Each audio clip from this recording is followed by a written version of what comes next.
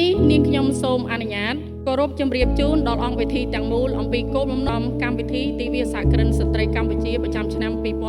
2025និងការប្រគល់ពានរង្វាន់សហគ្រិនស្ត្រីឆ្នើមក្នុងសេដ្ឋកិច្ចបៃតងក្រោមប្រធានបទពីទស្សនវិស័យទៅបេសកកម្មសហគ្រិនស្ត្រីជំរុញឆ្ពោះទៅកាន់សេដ្ឋកិច្ចបៃតង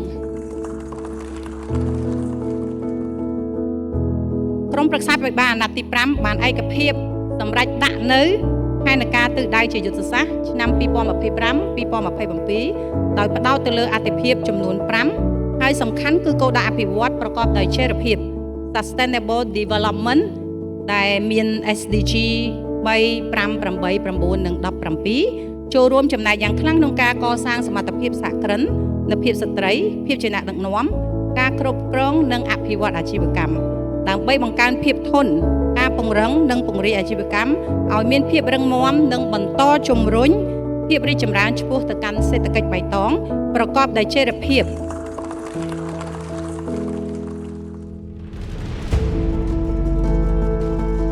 ថ្ងៃនេះក្នុងនាមលោកជំទាវកតេបណ្ឌិតអង្គថាភាវីរដ្ឋមន្ត្រីនៃក្រសួងកិច្ចការនារីនិងក្នុងនាមរូបនាងខ្ញុំផ្ទាល់ខ្ញុំពិតជាមានសេចក្តីសោមនស្សរីករាយដែលបានចូលរួមជាមួយលោកជំទាវអាយដាមអ្នកអង្គញាលោកអង្គញាលោកស្រីនិងអ្នកនាងកញ្ញាក្នុងកម្មវិធីប្រពៃទិវាសហគ្រិនស្ត្រីកម្ពុជានាឱកាសនេះខ្ញុំសូមចូលរួមអបអរសាទរនិងថ្លែងអំណរគុណដល់សមាគមសហគ្រិនស្ត្រីកម្ពុជានិងដៃគូពាក់ព័ន្ធទាំងអស់ដែលបានរួមគ្នារៀបចំនៅព្រឹត្តិការណ៍ប្រចាំឆ្នាំនេះឡើងសូមអបអរសាទរនៃការសម្ពោធជាផ្លូវការនៃសៀវភៅសទី4ដែលមានការក្រិតក្រងឡើងនិងជំរុញពីសំណាក់ក្រសួងកិច្ចការនារី